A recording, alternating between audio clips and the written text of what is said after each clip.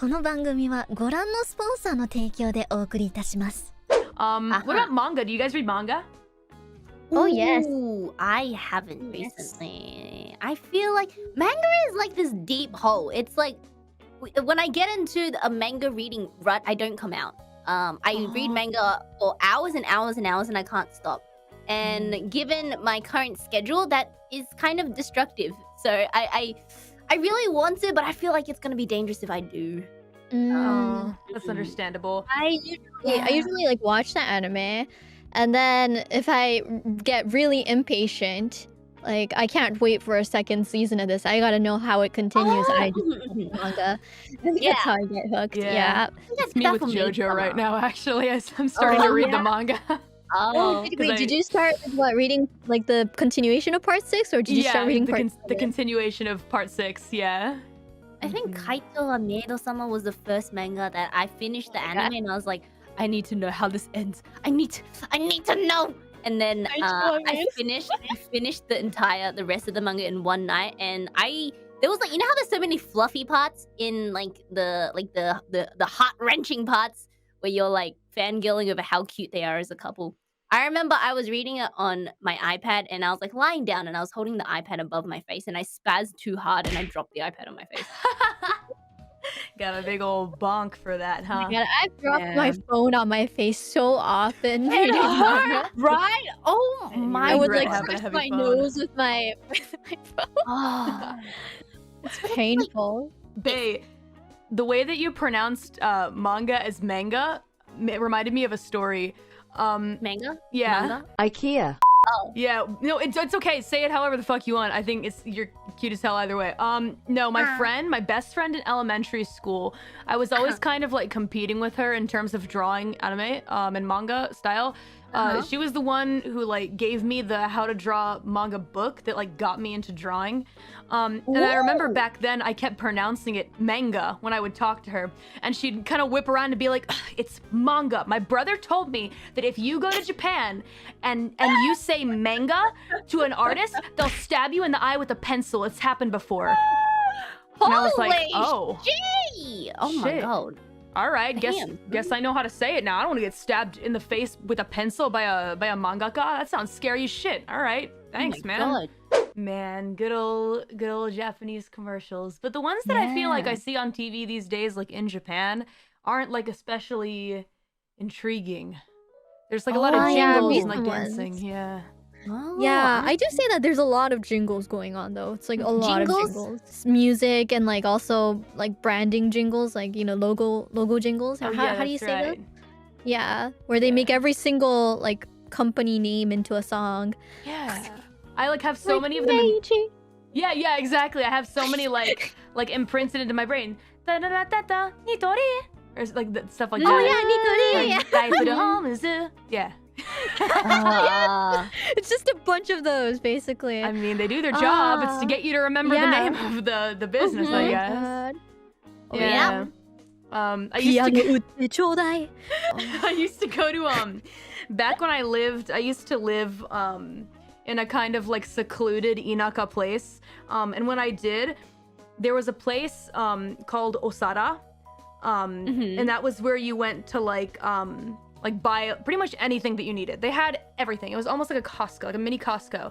But the problem with that place was that they played the same theme song over and over and over and over and over. And you go to the cash register and it just looks like these poor employees want to die. Yes. And it was an annoying jingle too. And whenever like there'd be a gap between it playing, you'd be like, oh shit, here it comes. And then it would start up again. Hold on. Speaking of Japanese supermarkets, there is, I remember the last time I went to Japan, I randomly found this item at a convenience store. And I am so upset that I can't get it here. Oh. It's so good. What's the name? So that you guys can try it. Maybe we'll pick it up for you. Like, oh, please. Please do. I'll pick it up for you. Do you guys like wakame?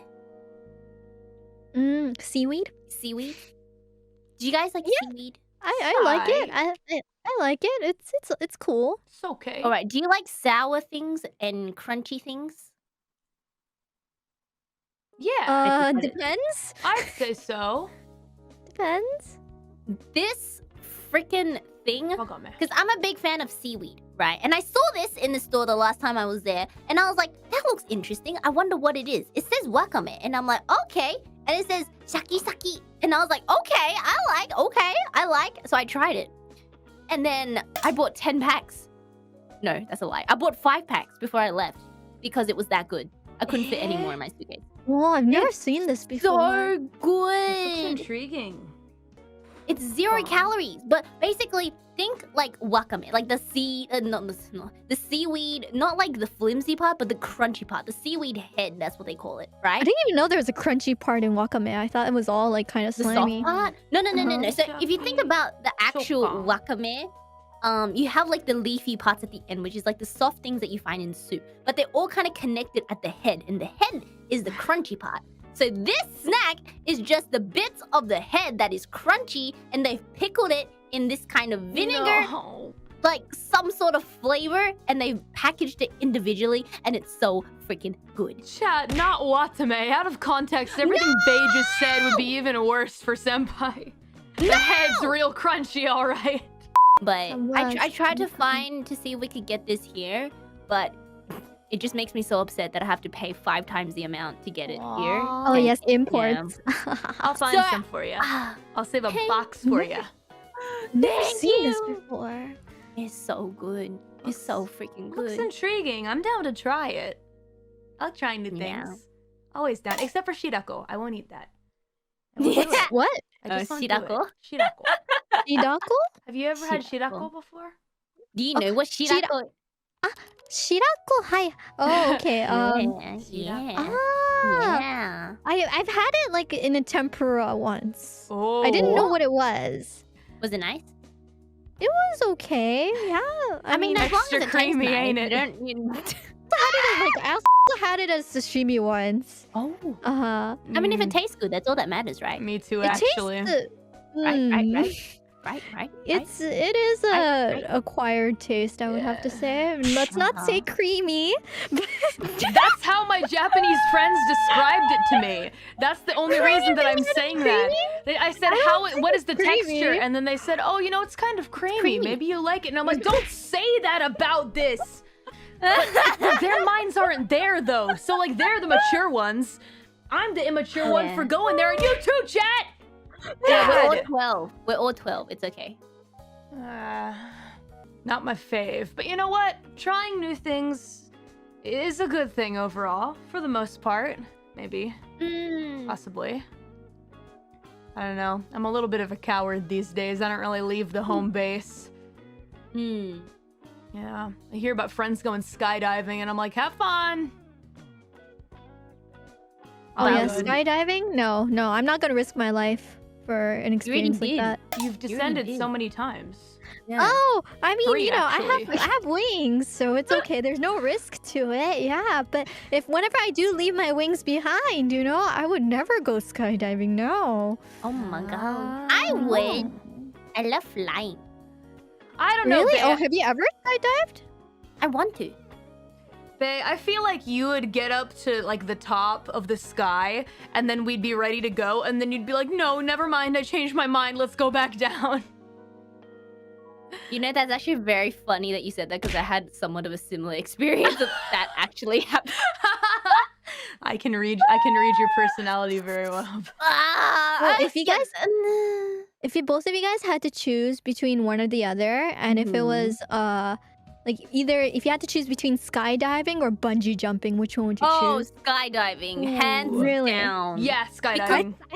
Bungee really? jumping? Oh my god, I have this really, really weird image in my head that when you bungee jump, because it's connected to your ankles, literally your legs will just detach when you jump. You know when you do the bungee part? Yeah, I feel Like, like is you it get attached to your whiplash. ankle? I thought it was attached to your waist. Wait, never mind. Okay. No, it's attached to isn't it attached to your ankles? But like at least skydiving, like the force is equally dispersed amongst, you know, across the body. Yeah. And there's also someone with you. So What if the parachute doesn't open though? Take Then 2 you're screwed. parachutes. Don't you have 2? Don't you get 2 parachutes? What if both parachutes don't open? Then you hold on to your friend, and your friend has 2 parachutes. And if both parachutes of your friends don't work, then God fucking hates you, man. Or maybe I just love you very much. Oh no, we don't want to be loved too much, do we? It's a bit dangerous.